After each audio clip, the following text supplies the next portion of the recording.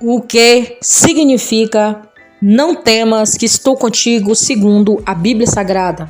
Para darmos início, vamos começando fazendo a leitura bíblica, que está localizada aí, livro de Isaías, capítulo 41, versículo de número 10 ao 13, que diz o seguinte: Por isso não temas, porque eu estou contigo.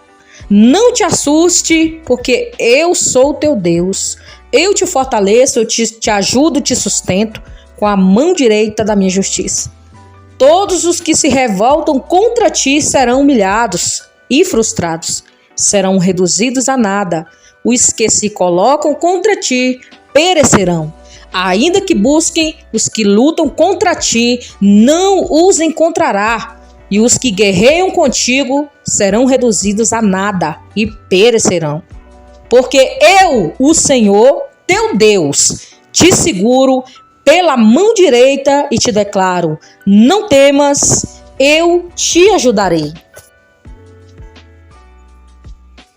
Não temas, porque eu estou contigo, é uma declaração de encorajamento que indica o cuidado providencial do Senhor para com os seus filhos. O estudo bíblico dessa frase mostra que ela faz parte da profecia de Isaías acerca da soberania de Deus e do governo da história e na redenção do seu povo. O versículo bíblico diz: não temas, porque eu estou contigo. Não te assombres, porque eu sou o teu Deus. Eu te fortaleço, eu te ajudo, eu te sustento com a força da minha destra fiel. Isaías 41, somente o versículo 10. O contexto dessa passagem fala sobre como Deus haveria de julgar as nações, mas preserva o remanescente fiel de Israel. O capítulo 41 de Isaías está dentro de uma seção de livros que é chamada de tradição judaica, de livro da consolação. Isaías 40, versículo 66. Isso é porque essa seção registra as palavras de consolo do Senhor através de Isaías ao remanescente judeu que enfrentava difícil período do cativeiro babilônico. Essa declaração, não temas, porque eu sou contigo, expressa muito bem esse sentido de consolo e encorajamento. E essa palavra aqui, ela serve para nós no dia de hoje. Serviu para o povo de Israel naquele tempo no cativeiro babilônico e hoje vai servir para nós no tempo presente e também servirá para gerações futuras. Em linhas gerais, nessa seção, a soberania de Deus é destacada. Isaías 40, versículo 49, bem como a grandeza de sua graça através do ministério do Messias. O servo sofredor, Isaías 49, versículo 57. Faça essas leituras no decorrer dessa mensagem. E a glória futura em um Deus que tem um povo redimido no reino vindouro. Isaías 58, versículo 66. Por isso que, apesar de Isaías falar primeiramente aos judeus cativos, também ele fala sobre a restauração do exílio e a profecia também aponta para o cumprimento pleno e final das promessas do Senhor e da redenção do seu povo na pessoa e obra de Cristo. Não temas significa não tenha medo. Não fica atemorizado. A expressão não temas realmente é muito comum no texto bíblico. Mas, com muita frequência, o povo de Deus tem que escutar da parte do Senhor essas palavras, que nós não devemos ter medo. Quando Deus fez uma aliança com Abraão, o patriarca, pai de Isaac, ele escutou essas palavras. Gênesis 15, versículo 1. Não temas, Abrão, eu sou teu Deus, teu escudo, o teu galardão será sobremodo grande. Mais tarde, Deus também falou a Isaac: eu sou o Deus de Abraão, teu pai, não temas, porque eu sou contigo, abençoar-te-ei, multiplicarei a tua descendência, por amor de Abraão, meu servo. Gênesis 26, versículo 24. Jacó, o neto de Abraão, filho de Isaque, também foi aconselhado por Deus a não temer. Gênesis 46, versículo 3, na sequência da história de Israel, repetidas vezes, o povo da aliança ouviu de Deus: não temas. Leia Deuteronômio, capítulo 1, versículo 21, Deuteronômio 3, versículo 2, Deuteronômio 31, do 6 ao 8, Juízes 6, versículo 23 e 2 Reis, de 1 ao 15. Faça essas leituras. Inclusive, quando Josué foi comissionado por Deus para liderar a tomada da terra prometida, o Senhor lhe disse: não temas, nem se espantes, porque o Senhor teu Deus é contigo, por onde quer que andares. Josué, versículo 1, do 9. Versículo 9. E Josué 8, versículo 1. Josué 11, versículo 6. Além disso, no livro do profeta Isaías, essa expressão de fato é amplamente usada, especificamente no capítulo 41. Essa expressão aparece 3 vezes, né? Isaías 41, versículo 10, e o 13 e o versículo 14.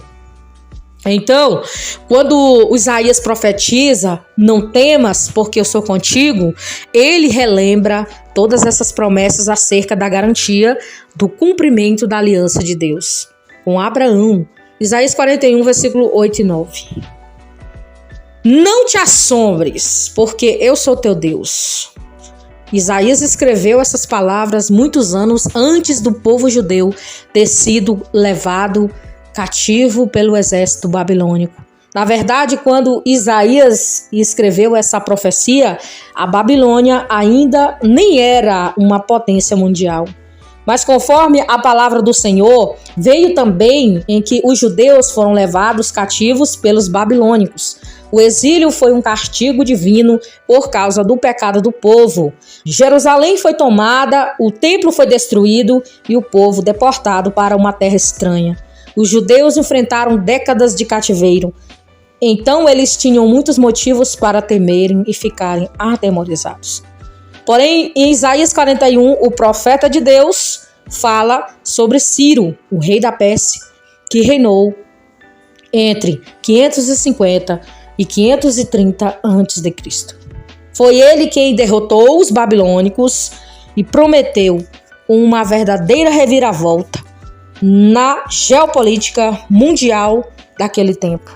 Com uma grande força militar, Ciro se tornou governante mais temido da terra e arrasou povos e nações. No entanto, diante dessa ocasião e desse cenário, Deus disse ao seu povo: não temas, porque eu sou contigo. Não te assombres, porque eu sou teu Deus. O remanescente fiel não deveria temer Ciro. Pelo contrário, deveria enxergá-lo como um instrumento nas mãos de Deus, um agente do juízo divino. Todos os exércitos mundiais de Ciro ocorreram conforme o propósito soberano do Senhor em favor do seu povo escolhido. Vale lembrar que foi Ciro que publicou o decreto que permitiu que os judeus pudessem retornar à sua pátria para reconstruir Jerusalém. Leia Esdras, capítulo 1, versículo de 1 ao 4. Eu te fortaleço e te ajudo e te sustento com a minha destra. As palavras não temas porque eu sou contigo aparecem num contexto de julgamento. A profecia bíblica retrata a cena de um tribunal onde as nações são convocadas a compararem perante o juízo divino, a fim de reconhecerem a soberania de Deus. Isaías 41, 1. Então, o texto bíblico traz um contraste dramático diante da convocação do Supremo Juiz do Universo. As nações são tomadas de grande temor, contudo, esse temor conduz as nações incrédulas a um estado ainda pior de loucura e idolatria. Numa cena patética, os povos pagãos juntam seus esforços na tentativa de fazerem ídolos que pudessem livrá-los do castigo de Deus. Isaías 41, versículo 5 ao 7. O versículo que diz: um ao outro ajudou e ao seu companheiro disse: esforça-te, fala justamente sobre essa cooperação ímpia e inútil. De fato, essas nações deviam temer, pois buscavam alívio e socorro em quem não podia ajudar. O remanescente fiel, porém, não deveria temer, pois haviam sido escolhidos por Deus, enquanto os incrédulos e impertinentes elegiam para si falsos deuses com letra minúscula. Israel é quem havia sido eleito e chamado por Deus para ser o seu povo. Isaías 41, versículo 8 e 9. Note o contraste. Os ímpios elegem seus próprios deuses. Olha o contraste aí. Você está vendo aqui que as pessoas hoje em dia, elas elegem para si, olha, pessoas de carne e osso. Elas elegem para si imagens de esculturas. Elas elegem qualquer coisa que tirem ali o centro que é Deus, que é Jesus. Então, essas pessoas estão indo para caminhos que não vai levar a lugar nenhum. Elas vão continuar falando com a parede e a parede não vai escutar. Estou dando aqui um exemplo para você. Então procure buscar o Deus verdadeiro que ouve, que escuta, que tem olhos para ver, ouvidos, e ele escuta você, as suas orações, e não um Deus morto com letra minúscula que não vai resolver nada do seu problema, não vai resolver nada para você, vai continuar do mesmo jeito e você não vai sair da situação que está. Então, eles procuravam aí falsos deuses para idolatrar.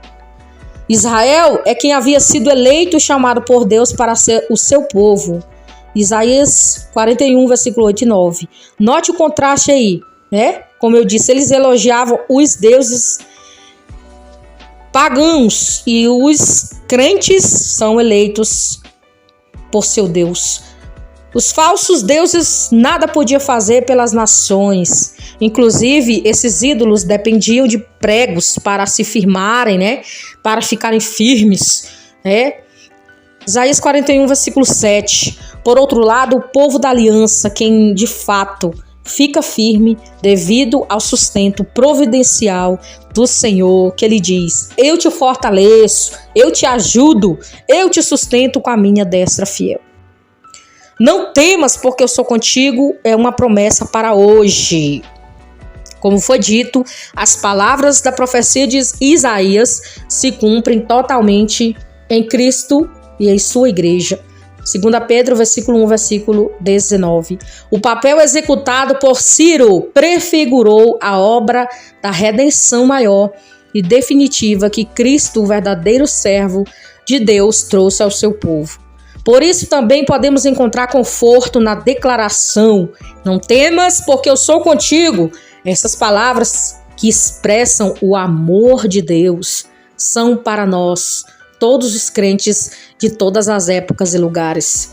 No Novo Testamento, nós encontramos uma expressão equivalente nos lábios do Senhor Jesus. Em seu discurso final, antes de ser preso, crucificado, Jesus declarou, João 16, versículo 33.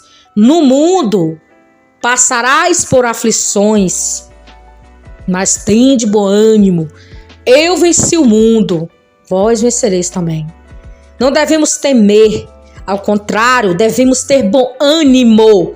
O motivo para isso é a vitória de Cristo sobre o mundo.